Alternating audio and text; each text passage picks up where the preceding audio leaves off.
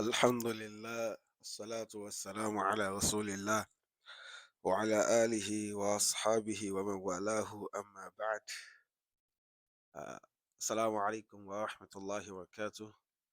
أكيد كابوسي ìdánilẹ́kọ̀ọ́ èyí tí a fi ń ṣàlàyé nípa ìtàn ìgbésí ayé ọ̀gá wa ànábì wa Muhammad sallallahu alayhi wa sallam, kíkẹ́ àti Ọlọ́run kó máa bá àti òun àti àwọn aráalé àti gbogbo àwọn sọ̀hábà àti gbogbo àwọn tó máa ń tọ́jú ọ̀nà rẹ̀ náà.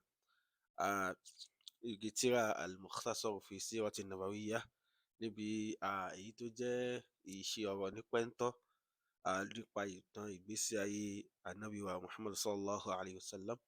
A ti bá àlàyé náà dojú débi tí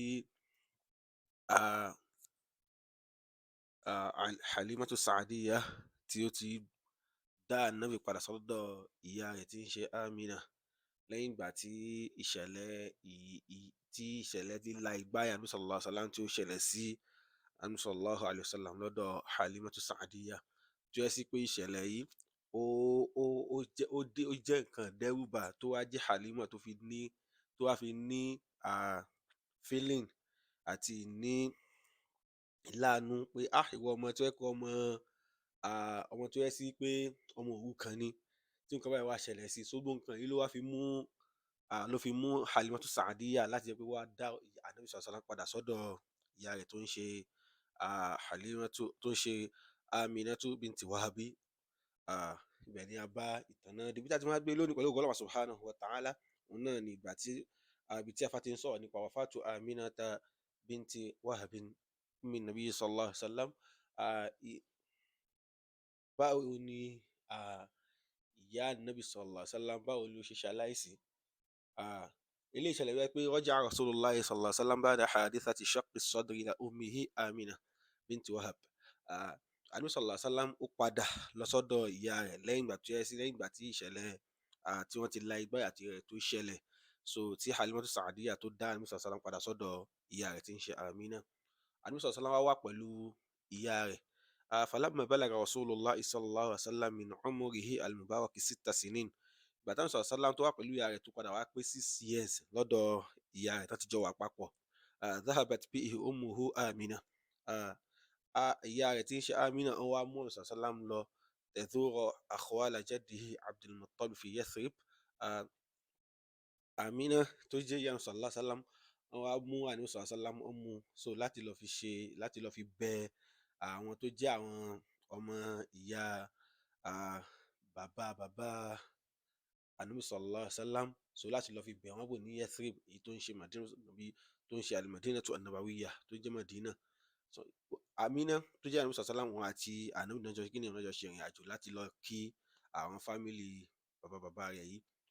Wa fi tariqi awdati, ìgbà tí wọ́n lọ síbẹ̀, ìgbà tí wọ́n padà fi tariqi awdatihim ila Makkah, nígbà tí wọ́n padà lọ sí Makkah, tuwufiyat Aminatu bintu Wahab fi mantiqati al-Abwah.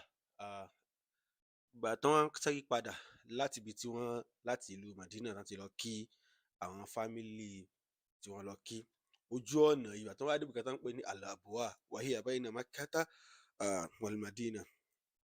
Àyè yìí wá jẹ́ àyè kan tó wà láàrin Makkah àti Madina. Ibẹ̀ ni Ọlọ́run ní kí títàn ti dé bá ìyá Ànábì Muhammad sallallahu alaihi wasallam, ibẹ̀ ló kú sí. Eléyìí ni bí ìyá rẹ̀ ṣe kú nígbà tó pé ọmọ ọdún mẹ́fà. Nínú ẹ̀kọ́ tá a máa rí mú kọ́ láyé yìí, òun náà la máa rí pé ìsopapọ̀ tí àwọn òbí rẹ̀ tí wọ́n so papọ̀ mọ́ àwọn ẹbí rẹ̀, pàápàá jùlọ ìyá rẹ̀. Ọ̀pọ̀lọpọ̀ obìnrin lónìí ló yẹ sí pé wọ́n máa ń gbé àwọn ọmọ wọn sá fáwọn fámìlì bàbá wọn ni. Pàápàá jùlọ bí obìnrin tó yẹ kó rí pé bóyá òun àti ọkọ òun jọ ní pọ́blẹ́mù ní ọjọ́ ṣúká ni, a máa gbé àwọn ọmọ yìí sá wọn nímọ̀ àwọn fámìlì àwọn òbí wọn. Eléyìí nǹkan aburú ni. Nínú àwọn dáadáa tán ṣe fún Ànábì sallallahu alaihi wasallam, òun náà ni pé wọ́n mú mọ àwọn wọ́n mú mọ àwọn tó jẹ́ àwọn fámìlì bàbá rẹ̀. Kódà àwọn tó wá mú ṣèrìn àjò lọ láti Makkah lọ sí Madina, tó yẹ sí pé ìrìn tí ò kí ń ṣe ìrìn kékeré. ìrìn tí ò kí ń ṣe ìrìn kékeré. So eléyìí nínú àwọn ẹ̀kọ́ tó yẹ ká rí mú kọ́ ní abala yìí nìyẹn. Qala Imam Ibn Qayyim rahimahullahu ta'ala, Imam Ibn Qayyim rahimahullahu ta'ala wọ́n sọ báyìí pé wala khilafa anna ummahu sallallahu alayhi wa sallam matat bayna makkata wal madinati bil abwa. Àwọn sọ wípé kò sí ìyapa ẹnu wípé ìyá Ànábì sallallahu alayhi wa sallam wọ́n ṣe kí nìyẹn ó kú sí láàrin Maka àti Madina bil abwa ní àyè kan tá à ń pè ní al abwa munsarifaha min al madinati min ziyarati akhwalihi wa lam yastakmil idh dhaka sab'a sinin. Eléyìí ṣẹlẹ̀ látàrí pé wọ́n ń darí padà láti ìlú Madina láti bí wọ́n ti lọ kí àwọn tó jẹ́ àwọn ọ́nkù Ànábì sallallahu alaihi wasallam tó jẹ́ àwọn ọ́nkù grandfather Ànábì sallallahu alaihi wasallam. Eléyìí nǹkan tó ṣẹlẹ̀ nígbà tí wọ́n ń bọ̀ láti àyè yẹn. Nígbà yẹn tá a sì ń sọ yìí dárí Ànábì sallallahu alaihi wasallam kò yé kí nìyẹn kò tí ì tó 7 years, ó túmọ̀ sí pé ó sì wà ní 6 years àti díẹ̀ náà ni. So ìyẹn túmọ̀ sí pé nígbà tí Ànábì sallallahu alaihi wasallam nígbà tí ìyá rẹ̀ kú ọmọ ọdún 6 àti díẹ̀ ni ó wà. Allahu akbar. So eléyìí ó fi ń túmọ̀ sí pé Ọlọ́run ní kí Ànábì sallallahu alaihi wasallam ó jẹ́ ọmọ tó jẹ́ ọmọ tí Ọlọ́run bá dá ṣàlẹ́ṣà ni. Ẹni tó jẹ́ pé bàbá rẹ̀ ti kú láti inú oyún, so ó tún wá dàgbà náà tán, kò tún ju ọmọ ọdún 6 lọ tí òun náà tí ìyá rẹ̀ náà tún fi ṣaláìsí. Àfáà wá tẹ̀síwájú, wọ́n ní kafalatu jaddi Abdul Muttalib. Lẹ́yìn ìgbà tí ìyá rẹ̀ kú tán yìí, so bàbá Ànábì tó ṣe Abdul Muttalib ó wá ṣe kí nìyẹn o, ó wá òun ló wá gba Ànábì láti kí nìyẹn o, òun ló wá ń tọ́ Ànábì sallallahu alaihi wasallam. تولى عبد المطلب جد النبي صلى الله عليه وسلم كفالة رسول الله صلى الله عليه وسلم. عبد المطلب tó jẹ́ bàbá Ànábì صلى الله عليه وسلم òun ló ń gba Ànábì tọ́, òun ló ń tọ́ Ànábì صلى الله عليه وسلم بعدما توفيت آمنة بنت وهب. lẹ́yìn ìgbà tí Àmínà tó ń ṣe ọmọ bíntu Wahab tí kí nìyẹn tó jẹ́ ìyá Ànábì صلى الله عليه وسلم nígbà tó ti kú. واستمرت كفالته لرسول الله صلى الله عليه وسلم سنتين. ó wá ń tọ́ Ànábì sallallahu alaihi wasallam, ẹni tó jẹ́ bàbá rẹ̀ yìí ó tọ́ tó fi tó bí ọdún méjì. وقذف الله حب رسوله صلى الله عليه وسلم في قلب جده عبد المطلب. nínú ìmọ̀ tọ́lọ́run wá ṣe náà ni pé Ọlọ́run wá jẹ́ kí ìfẹ́ Ànábì sallallahu alaihi wasallam kó gba ọkàn bàbá rẹ̀ tó ń ṣe Abdul Muttalib hatta ma kana yufariquhu, débi pé kò kí ń fẹ́ fi Ànábì sallallahu alaihi wasallam kò kí ń fẹ́ filẹ̀ rárá, ní máa ń fẹ́ kí Ànábì sallallahu alaihi wasallam kó máa wà ibi tó ń bá wà ni. So eléyìí ó tún jẹ́ inú àwọn ẹ̀kọ́ tá a tún máa rí mú kọ́ ní abala yìí, òun náà ni pé bàbá nínú àwọn nǹkan tí àwọn èèyàn tí wọn fẹ́ mójútó lónìí, òun náà ni pé ọmọ ẹni èèyàn máa ń mójútó ni. So ẹ wo ìgbà tí ìyá rẹ̀ kú tán, bàbá rẹ̀ náà ti kú, so ẹni tó tún wá ń mójútó náà ni bàbá rẹ̀ tún wá ń dààmú lé lórí láti máa mójútó. So nínú àwọn nǹkan nínú ẹ̀kọ́ tó yẹ ká tún rí mú kọ́ nìyẹn. So ẹni tó bá jọmọ òrukàn a máa ń mójútó wọn, a máa ń gbárùkù tì wọn, a máa ń tọ́jú wọn. Tó bá lọ́jọ́ wa àti ìmọ̀ nǹkan tọ́lọ́run lè ní kán dà lọ́la, àwọn gan náà ò tí ì mọ̀ pé ẹni yìí ń ṣànábì Ọlọ́run la wá padà dà, ṣùgbọ́n wọ́n rí pé ọmọ òrukàn ni ìyẹn náà tún tó láti kí nìyẹn tó fi ń mójútó náà fi ń tọ́. So nínú àwọn ẹ̀kọ́ tó yẹ ká náà rí mú, òun náà ni kí a máa mójútó ọmọ òrukàn ni. Ọ̀pọ̀lọpọ̀ hadith ló wá wáyé lọ́fà àtàjẹ́ mùsùlùmí tó fi ń tọ́ka sí pé àwọn ọlá àti àwọn ìyà àti àwọn ẹ̀san rabata tó wà fún ẹni tó wáyé kí nìyẹn fún ẹni tó bá ń tọ́ ọmọ òrukàn. روى الحاكم في المستدرك بسند حسن وصححه عن كندير بن سعيد عن أبيه قال حججت في الجاهلية. الحاكم wọ́n gbé jáde المستدرك kan láti pẹ̀lú sanad tó ní ẹsẹ̀ ńlẹ̀ tí ó sì ní wọ́n sì sọ pé ó ní àlàáfíà láti عن كندير بن سعيد عن أبيه, láti tí كندير بن سعيد tó gbà wá láti ọ̀dọ̀ bàbá rẹ̀. قال ó ní pé àwọn sọ báyìí pé حججت في الجاهلية, mo ṣe hajj ní jahiliya, léyìí tí àwọn ará jahiliya tó máa ń ṣe, tó máa ń rọ kíka Kaaba tó máa láwọn fi ń ṣe hajj. So wá ní pé òun àlóhùn ṣe hajj ní jahiliya idha ana bi rajulin yatufu bil bayt, mo wá rí ọkùnrin kan tó yẹ sí pé òun náà kí nìyẹn tó yẹ sí pé òun náà rọ kíka Kaaba wọ́n yẹ tẹ́jìs tó wá sọ báyìí pé rabbi rudda ilayya raqibi Muhammadan. Ẹni yìí ó wá ń képọ̀ Ọlọ́run pàwọ́ Ọlọ́run mọ́ ṣàbá mi dá Ànábì sallallahu alaihi wasallam mọ́ ṣàbá mi dá padà, jẹ́ kí n rí òun wá wò pé ẹni yìí tó ń nǹkan tóun ṣà ń sọ nìyẹn kọ́lọ́run bá ní ṣe kíni yẹn o kọ́lọ́run bóun ṣe kíni yẹn kó bá ní dá Muhammad tó yẹ sọ̀rọ̀ sálám kó bóun ṣe kíni yẹn o kó bóun dá a padà. Ẹni tó ń sọ̀rọ̀ yìí ẹni tó ń sọ pé kọ́lọ́run bá ní dá Muhammad padà òun náà bàbá rẹ̀ náà ló sì ń sọ̀rọ̀ bẹ́ẹ̀ Abdul Muttalib náà ni o ṣùgbọ́n oníṣẹ́ ẹ̀ tó ṣẹlẹ̀ tó fi mú mọ́ sọ nǹkan tó fi ń sọ yìí. So fakultu ó ní mo sọ wáyé kí n mọ ní hadha wọn á béèrè àtàlélẹ̀ tó ń sọ kọ́lọ́run bá ní dá Muhammad padà fóun yìí. Qalu àwọn èèyàn wá sọ fún mi pé Abdul Muttalib bin Hashim ẹni tó ń rí yìí òun náà ni Abdul Muttalib bin Hashim ẹni tó ń jẹ́ bàbá anabi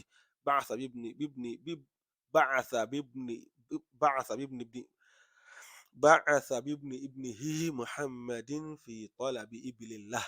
Wọ́n ní pé bó ṣe rí yẹn ó gbé ọmọ rẹ̀ dìde tó ń ṣe Muhammad pé kó lọ bóun wá ràkúnmí rẹ̀ kan tó yẹ sí pé ó sọnù.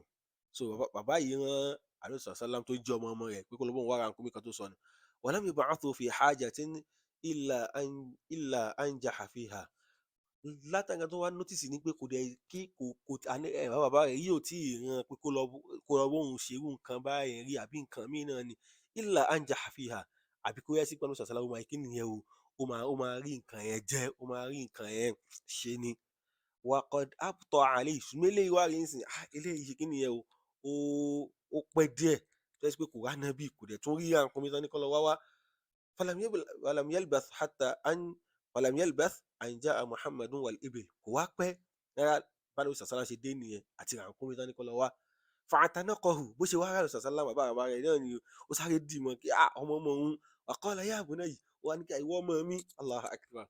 So ẹni tó ti ń wọ́ ọmọ tó ti ń wá ọ̀kan ya bunayya ìwọ ọmọ mi laqad jazi'tu alayka jaz'an lam aj'ahu ala shay'in qat. Ó ní kí irú bí ìbànújẹ́ tí mo ti ní ní ẹ lórí ìfòyà tí mo ti ní lórí nígbà tí mo ò tí ì rí ẹ mi ì tí ì nírú ìfòyà yẹn rí lórí nǹkan kan láyé yìí rí. Wallahi ó wá ní mo fọlọ́run bá búra o la ab'athuka fi hajatin abadan mo ò tún ní ṣe kí nìyẹn mo ò tún ní rán ẹ lọ wá nǹkan mi àti láti lọ bùkátà kan mọ́ látòní lọ wala tufariquni ba'da hadha abadan ìwọ náà sì rèé o ò gbọdọ̀ fi mí lẹ̀ nígbà kankan mo gbọdọ̀ wá ẹ tì nígbà kankan.